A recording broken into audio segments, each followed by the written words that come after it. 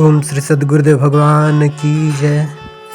धर्म की जय हो, अधर्म का नाश हो, प्राणियों में सद्भावना हो, विश्व का कल्याण हो, सबका मंगलमय हो।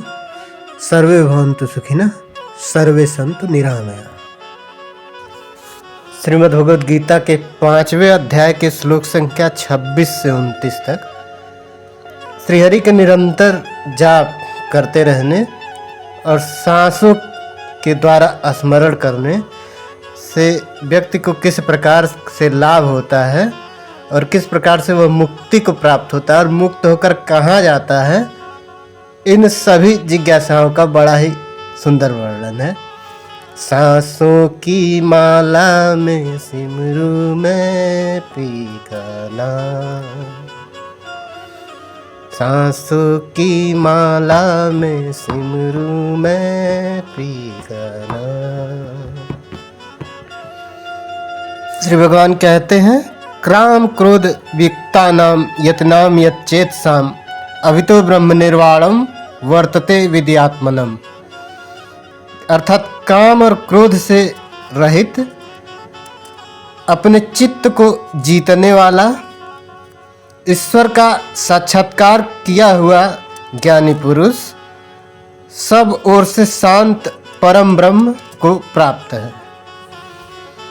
बार बार योगेश्वर कृष्ण उस पुरुष की रहनी पर बल दे रहे हैं जिससे प्रेरणा मिले। प्रश्न लगभग पूर्ण हुआ। अब वे पुनः बल देते हैं कि इस स्थिति को प्राप्त करने का आवश्यक अंग श्वास प्रश्वास का चिंतन है। श्वास प्रश्वास का चिंतन मतलब सांस अंदर आई और सांस बाहर गई, सांसों के साथ हमने ईश्वर का स्मरण किया, इस बात का चिंतन करना ही श्वास प्रश्वास का चिंतन है। यज्ञ की प्रक्रिया में प्राण को अपान में हवन, अपान को प्राण में हवन, प्राण और अपान दोनों की गति का निरोध उन्होंने बताया था। श्री भगवान पुनः कहते हैं, अस्पर्शान कृत्वा बहिर्बाह्यश्च अच्छु चैवांतरे भ्रुवो प्राणपानौ समो कृत्वा नासा अभ्यन्तचारिणौ यतेन्द्रिय मनोर्बुद्धि निर्मोक्ष परायण विगते अक्षय भय क्रोधो यह सदा मुक्त एव सः। अर्थात हे अर्जुन, हे कौन्तेय, बाहर के विषयों अर्थात बाहर मन के बाहर के विषयों का दृश्यों का चिंतन न करते हुए, यानी कि जो भी हमारी साथ सांसारिक घटनाएं घट रही हैं उसका चिंतन न करते हुए उन्हें पूर्ण रूप से त्याग कर नेत्रों की दृष्टि को भ्रिकुटी के बीच में स्थिर रख के भ्रुवो अंतरे अर्थात नेत्रों को दृष्टि को भ्रिकुटी के बीच में स्थिर करके आँखों के बीच या भौहों के बीच कहीं देखने की भावना से दृष्टि न लगाएं।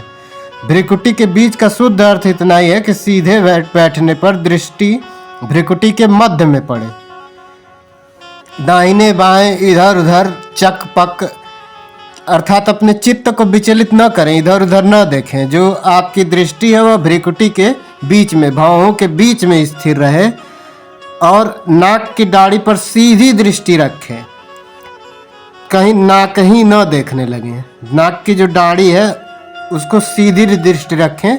नासिका के अंदर विचरण करने वाले प्राण अर्थात जो श्वासें हमारी निकल रही हैं और अंदर जा रही हैं, और अपान वायु को सम करके दृष्टि को वहाँ स्थिर करें और श्वास में लगा दें। कब श्वास भीतर गई, कितनी रुकी।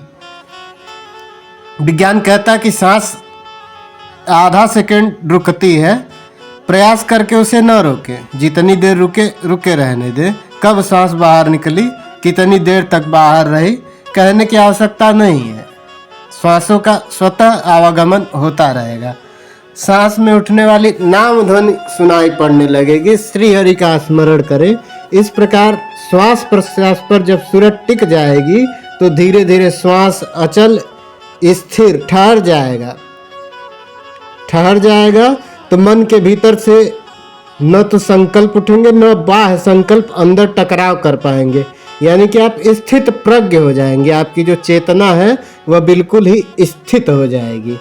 इस प्रकार से योग करने पर जिस प्रकार से तेल की धारा पानी की तरह टप टप करके नहीं गिरती, जब गिरेगी धारा ही गिरेगी।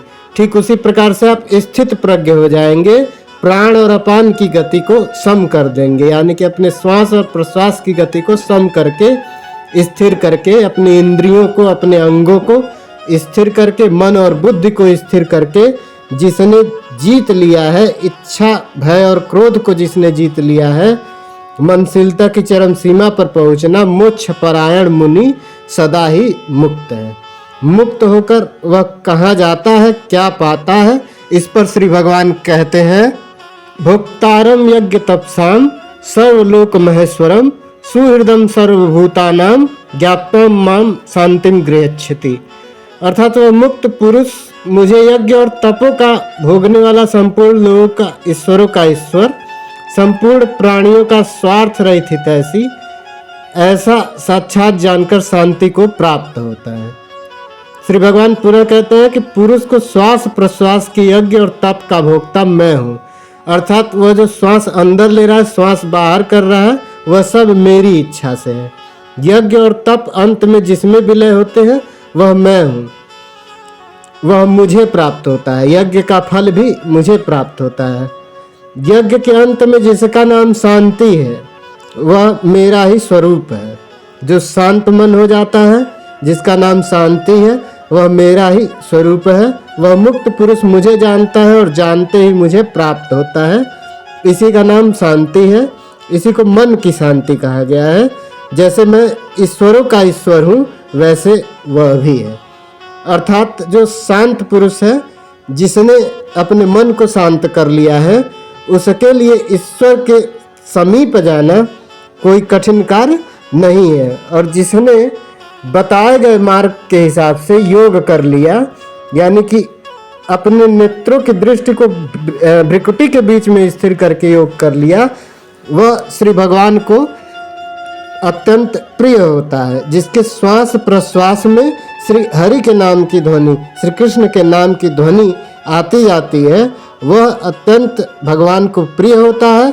ऐसे व्यक्ति को श्री भगवान बहुत ही प्रिय होते हैं और वह मोक्ष को प्राप्त होता है।